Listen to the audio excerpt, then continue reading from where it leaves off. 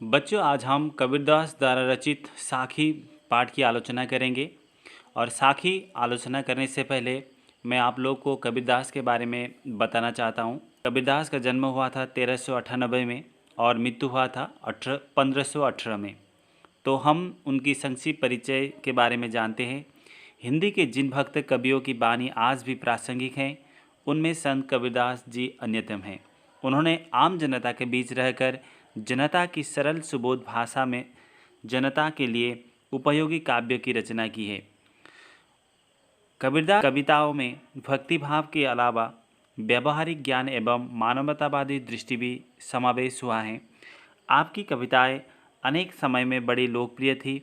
इसी लोकप्रियता को लक्षित करके असम भूमि के श्रीमंत शंकरदेव ने अपने ग्रंथ कीर्तन घोषा में लिखा था कि उड़ीसा, वाराणसी इत्यादि स्थानों पर साधु संत लोग कबीर विरचित गीत पद गावे। उड़ीसा वाराणसी ठावे ठावे कवि गीत शिष्टासावे गावे।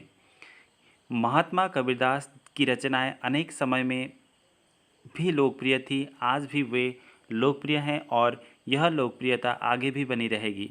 कविताओं की तरह उनकी जीवन गाथा भी अत्यंत रोचक हैं।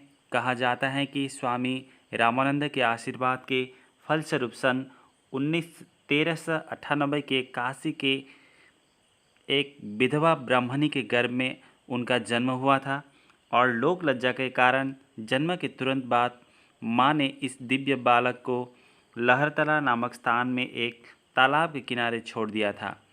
वहाँ से गुजरते हुए नीरू और नीमा नाम के जुलाहा मुसलमान दंपति ने इस बालक को गोद लिया था।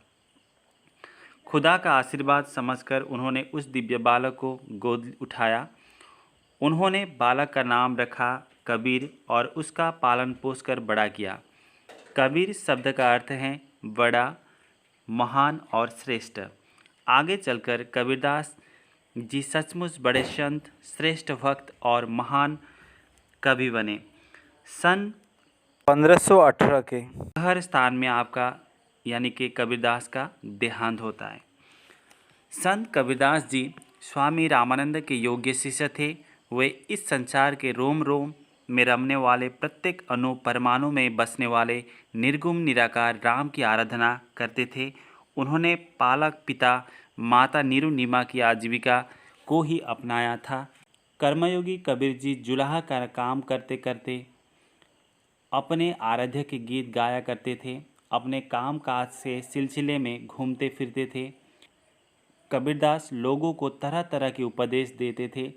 परवर्ती समय में शिष्यों ने उनकी अमृतोपन वाणियों को लिखित रूप प्रदान किया। महात्मा कबीरदास की रचनाएं बीजक नाम से प्रसिद्धि हुई। इनकी 3 भाग हैं, साखी, शबद और रमैनी। उनकी भाषा पर हम बात करते हैं। भाषा पर कबीरदास की भरपूर अधिकार था। उनकी काव्य भाषा वस्तुत तत्कालीन हिंदुस्तानी है, जिन्हें विद्वानों ने संदुकड़ी, पंचमेल खिचड़ी आदि कहा है। जनता के कवि कबीरदास ने सरल, सहज, बोध गम्य और स्वाभाविक रूप से अलंकारों से सजी भाषा का प्रयोग किया है। ज्ञान, भक्ति, आत्मा, परमात्मा, माया, प्रेम, वैराग्य आदि गंभीर विषय उनकी रचनाओं में अत्यंत सुबोध एवं स्पष्ट रूप में व्यक्त हुए हैं।